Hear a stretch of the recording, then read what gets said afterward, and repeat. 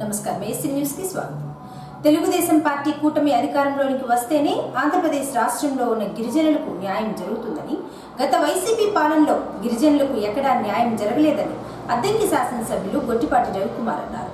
అద్దంకి పట్టణంలోని స్థానిక కామెపల్లి కళ్యాణ మండపంలో మంగళవారం గిరిజన ఆత్మీయ సమావేశాన్ని ఏర్పాటు చేయగా ముఖ్య అతిథిగా అద్దంకి శాసనసభ్యులు గొట్టిపాటి రవికుమార్ హాజరై ప్రసంగించారు.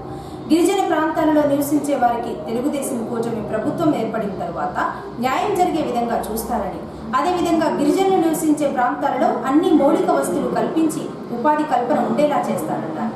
వైసీపీ పాలనలో గిరిజనులందరూ అన్ని విధాలుగా నష్టపోయి ఉన్నారని, ప్రభుత్వ పథకాలు అర్హులై ఉండి కూడా అందకపోవడం బాధాకరమైన విషయం అన్నారు. వైసీపీ పాలనలో దోచుకోవడం తప్ప ప్రజా సమస్యలన్నీ గాలికి వదిలివేసి ఎన్నికల సమయంలో ఇచ్చిన హామీలన్నీ అమలు చేశారని గొప్పలు చెప్పుకుంటున్నారని రవికుమార్ తీవ్ర స్థాయిలో విమర్శించారు. ఎక్కడ కూడా ఏ కమ్మ కులస్తులు, ఏ రెడ్డి కులస్తులు, ఏ ఇతర కులస్తులు ఎక్కడ కూడా చచ్చిపోయిన సంగతులు మీరు ఎక్కడ చూసినప్పుడు ఎవరైతే ఓట్లు వేయించుకున్నారో వేయించుకున్నప్పుడు ఏమైనా ఆ రోజు ఈ విధంగా చెప్పి వేయించుకున్నారు కదా, మాకు ఇసుక కావాలి, లేకపోతే మాకు మట్టి కావాలి, మా పక్కన ఉన్న రేవులో మేము ఇసుక తీసుకెళ్తామంటే వీళ్ళందరూ కూడా మమ్మల్ని ప్రశ్నిస్తారంటారా అని చెప్పి వాళ్ళ మీద దాడి జరిగిన ప్రభుత్వం ఏదైనా ఉందంటే ఈ ప్రభుత్వం తప్పక మరో ప్రభుత్వం లేదని చెప్పి చెప్పడం ఏమాత్రం సందేహం లేదు. దానికి ఎన్నింటి కూడా ఒకసారి గుర్తుపెట్టుకోవాల్సిన అవసరం ఉంది. రాబోయే రోజుల్లో ఖచ్చితంగా మే 13వ తారీఖు ఎలక్షన్ జరుగుతుంది. గడిచిన 15 రోజులు, నెల రోజుల నుంచి మనందరం కూడా ఎలక్షన్ దాంట్లో నిమగ్నమై ఉన్నాం. మీ అందరూ తెలుసు ఏ ప్రభుత్వానికి ఓటేస్తే మంచి జరుగుతుందో, ఏ ప్రభుత్వం గతంలో చూసుకుంటారు. మీరు చంద్రబాబు నాయుడు గారి ప్రభుత్వం ఈ 5 సంవత్సరాలు ఈ ప్రభుత్వం చూశారు. ఈ ప్రభుత్వం ఎన్ని అబద్ధ హామీలు ఇచ్చి ఎన్ని తప్పిందో మాట్లాడుతుంది మీ అందరూ తెలియదు కాదు. మీ అందరూ తెలుసు పెన్షన్ 2,000 నుంచి 3,000 చేస్తున్నారు. ఆ పెన్షన్ 2,000 నుంచి 3,000 చేయడానికి 5 సంవత్సరాలు పెట్టింది. మనమైతే ఒకేసారి 200 నుంచి 1000 చేసాం, 1000 నుంచి 2,000 చేసాం. రేపు కూడా 3,000 నుంచి 4,000 చేస్తామని చెప్పాం. వాళ్ళు అమ్మఒడి ప్రతి కుటుంబంలో ఇద్దరికి ఇస్తా ఉన్నారు. ఒకరికి ఇచ్చారు, ఇప్పుడు ఒకరికి ఇచ్చి 5 సంవత్సరాలు ఇస్తా ఉన్నారు. ఇద్దరున్నా, ముగ్గురున్నా, నలుగురున్నా పిల్లలకి ప్రతి కుటుంబానికి ప్రతి పిల్లలకు కూడా 15,000 రూపాయలు ఇస్తాము. ఎందుకు ఇస్తామంటే ఇంట్లో 2-3 పిల్లలు ఉన్నప్పుడు ఒకరిని బడికి పంపించి మిగతా వాళ్ళ కూలి పంపించలేం కాబట్టి పిల్లలందరూ కూడా చదువుకోవాలి. రేపు రాబోయే దేశానికి భవిష్యత్తు అంటే పిల్లలు చదువుకున్న పిల్లలే భవిష్యత్తు కాబట్టి వీళ్ళందరూ కూడా చదువుకుంటాలి. ముఖ్యంగా తెలుగుదేశం ప్రభుత్వం ఉద్దేశం ఏంటంటే పిల్లలందరూ కూడా చదివించాలి, చదువు ఉండాలి, ఆరోగ్యానికి సంబంధించిన ఫెసిలిటీస్ అన్ని కూడా ఉండాలనేదే ప్రభుత్వ ధ్యేయం. పోయినసారి మనం చాలా పెద్ద ఎత్తున సీఎం సహాయం నిర్మించి చాలా మందికి సహాయం చేసాం. ఈ ప్రభుత్వం వచ్చిన తర్వాత పూర్తిగా ఆరోగ్యశ్రీ దెబ్బతింది. హాస్పిటల్స్కి వెళ్తే ఆరోగ్యశ్రీ కౌంటర్లు కూడా మూసేశారు. ఎందుకంటే వాళ్ళకి 1,500 కోట్ల రూపాయల బకాయిలు ఉన్నారు కాబట్టి వాళ్ళు ఎవరు కూడా మేము ఆపరేషన్ చేయము, మేము ఆరోగ్యాన్ని సంకరించమని చెప్పి ఆరోగ్యశ్రీ కూడా అనారోగ్యం పట్టే స్థాయికి జగన్ రెడ్డి ప్రభుత్వం తీసుకొచ్చింది అని చెప్పడంలో ఏమాత్రం కూడా సందేహం లేదు. రేపు రాబోయే రోజుల్లో ఖచ్చితంగా ముఖ్యంగా 2-3 విషయాలు అయితే నేను చెప్పదలుచుకున్నాను. మన చంద్రబాబు నాయుడు గారు మేనిఫెస్టోలో చెప్పాడు, చాలా మంది పిల్లలు ఉన్నారు, ఒకే కుటుంబంలో 2-3 కుటుంబాలు పెరిగిపోయి వాళ్ళందరికీ ఇళ్ల స్థలాలు కావాలన్నారు. నిర్ణయం వాళ్ళు తిరిగేటప్పుడు కూడా ఎక్కువగా అయ్యే కాబట్టి అదొకటి తప్పకుండా ఇళ్ల స్థలాలు ఇచ్చే కార్యక్రమం అందరూ కూడా చేస్తామని చెప్పి కూడా సభాముఖంగా తెలియజేస్తా ఉన్నాను. అంతేకాకుండా చాలా కాలనీలో మంచినీళ్ళ సమస్య ఉంది. ఆ మంచినీళ్ళ సమస్య కొంతమంది బోర్లు అడుగుతున్నారు. కొన్ని పెద్ద పెద్ద కాలనీలో అయితే వాటర్ ప్లాంట్లు పెట్టండి మేము మెయింటైన్ చేసుకుంటామని అడిగితే నిన్న మన కోటపల్లి సంఘంలో అయితే పెట్టడానికి సిద్ధమయ్యాము. అక్కడ కూడా పెట్టిస్తామని చెప్పాము. తప్పకుండా అవి కూడా చేస్తామని చెప్పి కూడా మీ అందరూ తెలియజేస్తా ఉన్నాను. సప్లై నిధులు కానీ ఐటీ చేసి పెట్టాము, చాలా చేసి పెట్టాము. వాళ్ళ అదే ఐటీని కూడా మళ్ళీ దాన్ని రెన్యువేట్ చేసి ఇప్పుడు గడిచిన 5 సంవత్సరాల నుంచి దాంట్లో ఒక్క నిధి కూడా ఇవ్వాలి. నెల్లూరు నుంచి కానీ ఎక్కడి నుంచి కూడా ఆ మీటింగ్ కలెక్టర్ ఆఫీసులో మీటింగ్ పెట్టేవాళ్ళు. ఆ మీటింగ్ కూడా జరగలేదు, జరుగుతుంది కదా. ఈ 5 సంవత్సరాలు ఒక మీటింగ్ కూడా జరగల. పేదల పట్ల కానీ పేదలకు సంక్షేమం గురించి కానీ ఎక్కడ కూడా ఒక నిమిషం ఆలోచించకుండా నేను నవరత్నాలు పెట్టాను, అందుట్లో వచ్చేస్తే సప్లై కూడా అందులో నిధులు అన్ని అందులోనే ఉంటాయి, మీరు అందులో ఇస్తున్నారు కాబట్టి మళ్ళీ ప్రత్యేకంగా ఇచ్చే పని లేదని చెప్పి కూడా అన్నారు అనమాట. అందుకని ఇవన్నీ కూడా ఆలోచించాలి. అదే కాకుండా మన నాయకుడు ఉన్నాడు కదా, అన్నీ చేసాం. అట్లా ఈ అమ్మాయి సర్పంచ్ అయింది. చాలా మంది కూడా అనేక పదవుల్లో ముందుకు వచ్చారు. పోయినసారి మీరు చూసుకుంటారు బీసీ రిజర్వేషన్ తగ్గి అన్ని రిజర్వేషన్లు తగ్గించేశారు. రాబోయే రోజుల్లో అందరూ రిజర్వేషన్ ఇచ్చి అందరూ హక్కులు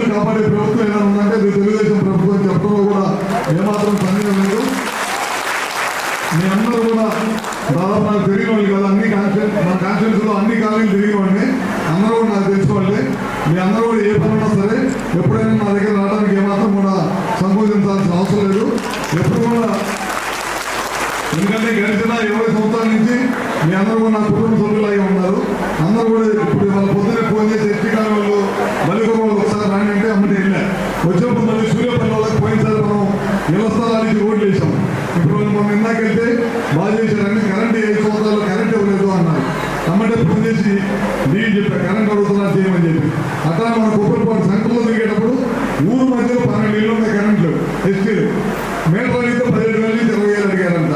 అడిగితే అమ్మటే డిపార్ట్మెంట్ వాళ్ళు ఫోన్ చేసి ఇలా మీటర్లకి మన వీళ్ళకి హక్కు పరంగా ఎంత కట్టాలో అంతే కడతారు. 100 కట్టాలా 50 కట్టాలా అంతే కడతారు. మీటర్లు 10 రోజులు బిగించమంటే పని అప్లై చేయించాం అనమాట. ఖచ్చితంగా అట్లాంటి సమస్య ఉన్నా సరే నేను ఎప్పుడు కూడా నేను అనుకుంటానని చెప్పి కూడా మరొకసారి తెలియజేసుకుంటూ, నేను పిలవగానే ఇవాళ మీ అందరూ కూడా ఇక్కడ పెద్ద ఎత్తున వచ్చేందుకు అందరూ కూడా పేరు పేరు నమస్కారాలు తెలియజేస్తున్నాను. అదేవిధంగా మనవాళ్ళు మన సింగరకొండ పదం తిరిగేటప్పుడు చెరువుని నాశనం చేశారు. ఎన్నో సంవత్సరాల నుంచి భవనాసి చెరువు నుంచి చేప పట్టుకుంటూ ఉండేవాళ్ళు. వాళ్ళ చెరువులో నీళ్లు పెట్టకుండా ఎండబెట్టిన పరిస్థితి తీసుకొచ్చారు. వాటన్నిటి కూడా 40 రోజులు ఖచ్చితంగా చేస్తాము.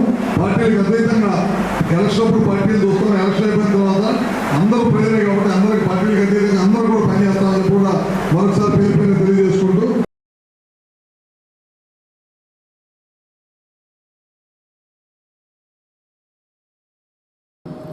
మే 13వ తేదీన జరిగే అసెంబ్లీ ఎన్నికల్లో ప్రతి ఒక్కరూ వైఎస్ఆర్సీపీ పార్టీకి ఓటు వేసి తిరిగి మరలా ముఖ్యమంత్రిగా జగన్మోహన్ రెడ్డిని చూసుకోవాలని వైఎస్ఆర్సీపీ పార్టీ ఎమ్మెల్యే అభ్యర్థి పాణెం హనుమిరెడ్డి అన్నారు.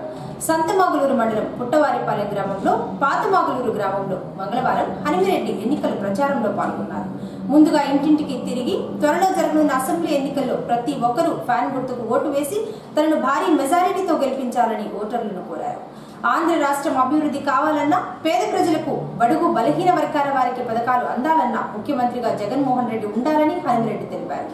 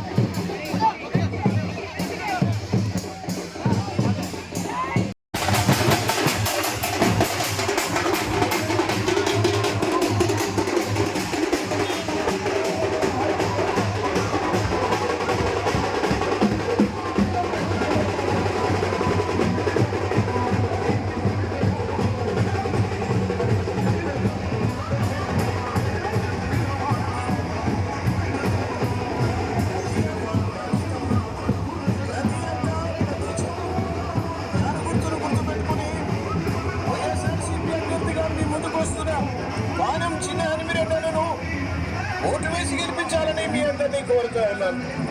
మే 13వ తేదీ ఎన్నికలు.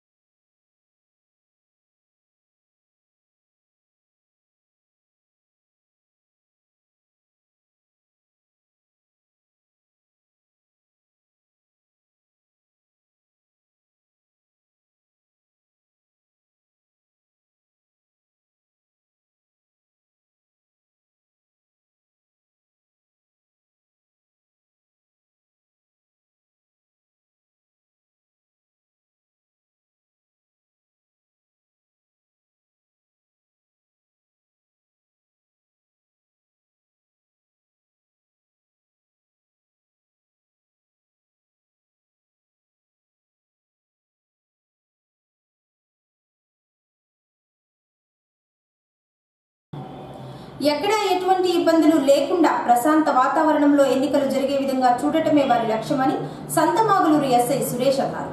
సంతమాగులూరు మండలం మిన్నేకల్లు గ్రామంలో పోలీసు కవాతును నిర్వహించారు. గ్రామంలోని ప్రధాన వీధుల్లో బీఎస్ఎఫ్ సిబ్బంది కవాతు చేసుకుంటూ మే 13వ తేదీన జరిగే అసెంబ్లీ ఎన్నికల్లో ప్రతి ఒక్కరూ వారి ఓటు హక్కును స్వేచ్ఛగా వినియోగించుకోవాలని కోరారు. అలాగే జిల్లా ఎస్పీ వకుల్ జిందాల్ ఆదేశాల మేరకు పంగులూరు మండలంలో బీఎస్ఎఫ్ సిబ్బందితో పోలీసు కవాతును నిర్వహించారు. ప్రధాన వీధులలో పర్యటించి ఓటు హక్కు వినియోగంపై ఓటర్లకు అవగాహన కల్పించారు. శాంతియుత వాతావరణంలో ప్రతి ఒక్కరూ పోలింగ్ ప్రశాంతంగా జరిగే విధంగా చూడాలని ఎస్ఐ తిరుపతిరావు తెలిపారు.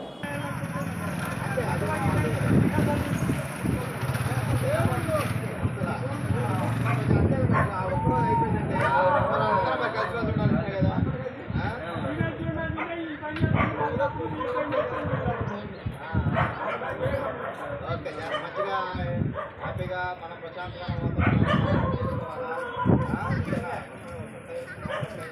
మన గ్రామంలో ఉండేవాళ్ళం మనం అన్నదమ్ములు.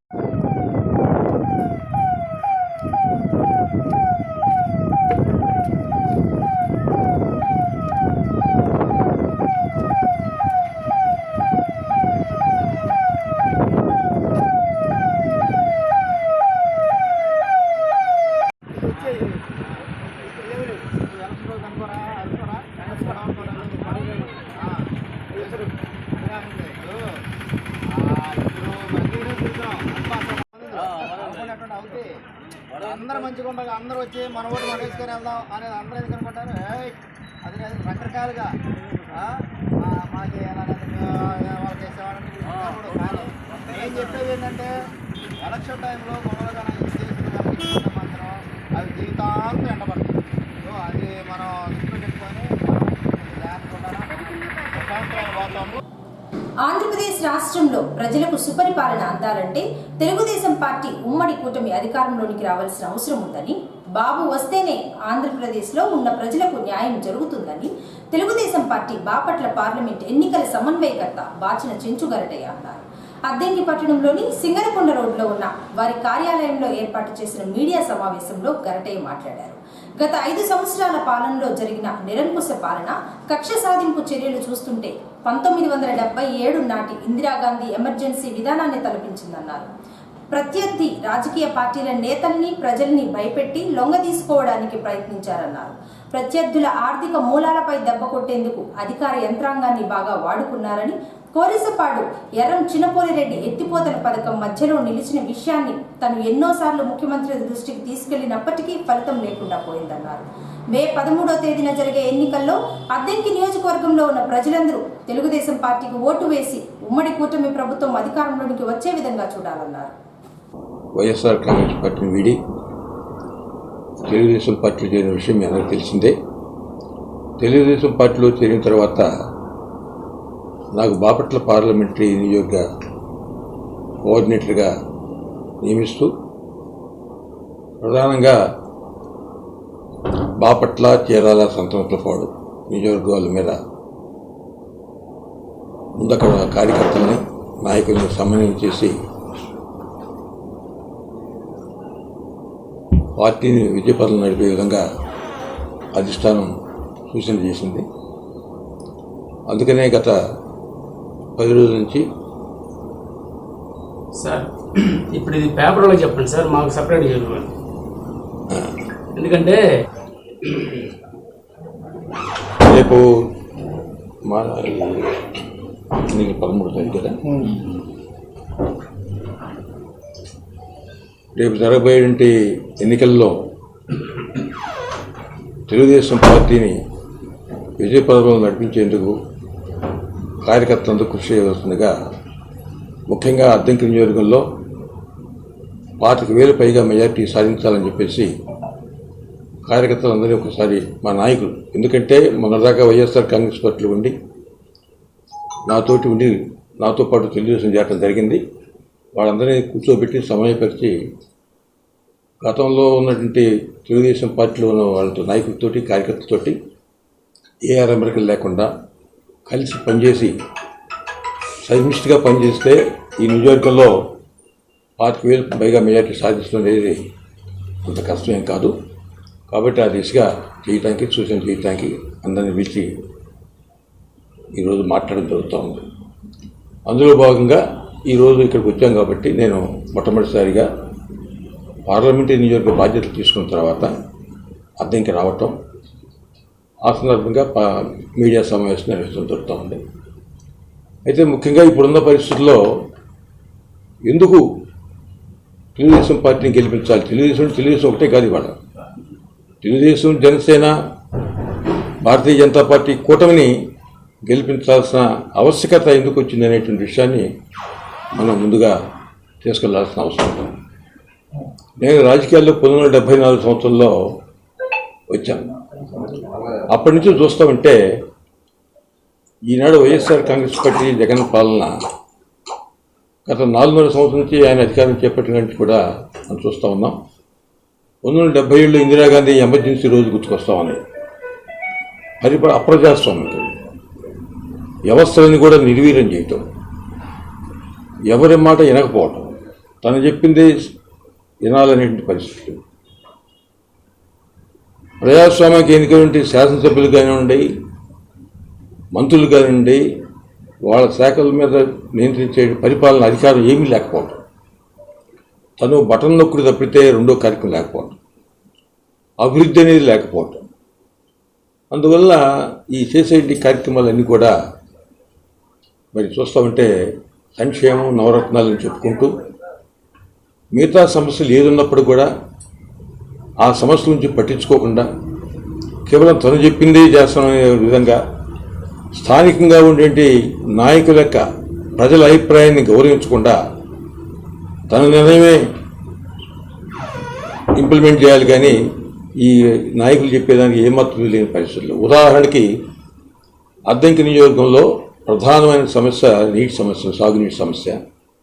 వైఎస్ రాజశేఖర రెడ్డి గారు కోర్సుపాడు ఎత్తిపోతల పథకం, పోలిరెడ్డి గారి పేరుతోటి ఎత్తిపోతల పథకాన్ని కోర్సుపాడు మండలంలో 20,000 ఎకరానికి నీటిపారుదల సౌకర్యం కల్పించాలని చెప్పేసి ఆయన శాంక్షన్ చేయడం జరిగింది. ఈ రోజుకి అది పూర్తి కాలేదు. దాదాపుగా 70% పనులు పూర్తి అయిపోయింది, చెరువంతా అయిపోయింది. మే 13వ తేదీన జరిగే అసెంబ్లీ ఎన్నికల్లో ప్రజలు మంచి పాలన అందించే ప్రభుత్వాన్ని ఎన్నుకోవాలని, చంద్రబాబు మాటలు విని ఎవరూ మోసపోవద్దని వైఎస్ఆర్సీపీ పార్టీ నాయకులు పానెం నరసింహారెడ్డి అన్నారు. అద్దంకి పట్టణంలోని 2వ వార్డులో పానెం నరసింహారెడ్డి ఎన్నికల ప్రచారంలో పాల్గొన్నారు. ముందుగా ఇంటింటికి తిరిగి ప్రతి ఒక్కరూ ఫ్యాన్ గుర్తుపై ఓటు వేసి హనుమిరెడ్డిని భారీ మెజారిటీతో గెలిపించాలని నరసింహారెడ్డి కోరారు. అనంతరం ఆయన మాట్లాడుతూ అద్దంకి వైసీపీ ఇన్ఛార్జిగా హనుమిరెడ్డిని ప్రకటించినప్పటి నుంచి తెలుగుదేశం పార్టీ అభ్యర్థి గెలుస్తాడు అన్న నమ్మకం పోయిందని తెలిపారు. గత 2 రోజుల నుంచి నియోజకవర్గంలో జరుగుతున్న పోస్టల్ బ్యాలెట్ ఎన్నికల ప్రక్రియలో చాలా మంది తెలుగుదేశం పార్టీ కార్యకర్తలు ఓడిపోతారని భయంతో ఎటువంటి కార్డులు లేకుండా ఎన్నికల బూత్లోకి వెళ్లి హల్చల్ చేస్తున్నారని ఎద్దేవా చేశారు. మేమైతే దేనికి భయపడం, ఒకరిని కాదు 100 మందినైనా సరే ఐడి కార్డు లేకుండా పంపిస్తాము, మీరు ఏం చేస్తారో చూస్తామని భయపించారని, పోస్టల్ బ్యాలెట్లో 70 నుంచి 80% వైఎస్ఆర్సీపీ పార్టీకి పడ్డాయని, రాబోయే ఎన్నికల్లో వైఎస్ఆర్సీపీ పార్టీ విజయం సాధించి తిరిగి వైసీపీ ప్రభుత్వం ఏర్పాటు చేస్తారన్నారు.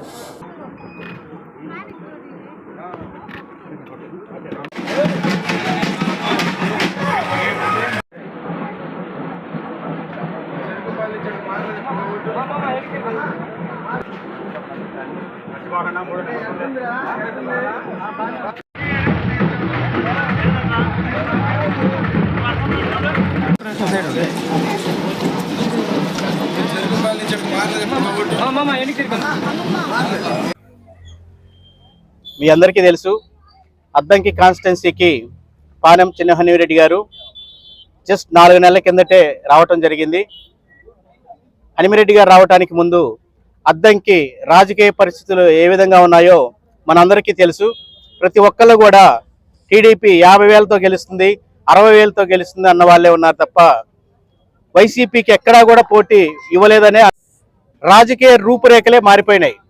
50,000, 60,000 అన్నోళ్ళు మొదట్లో ఒక నెలలో 20,000 అన్నారు, 2 నెలలకు వచ్చేసి 15,000 అన్నారు, 3 నెలల్లో 10,000 అన్నారు. ఈరోజు గట్టి పోటీ ఉంది, మనం గెలుస్తామా లేదా అని టీడీపీ ఎమ్మెల్యే గుట్టిపాటి రవికుమార్ గారు అంటున్నారు.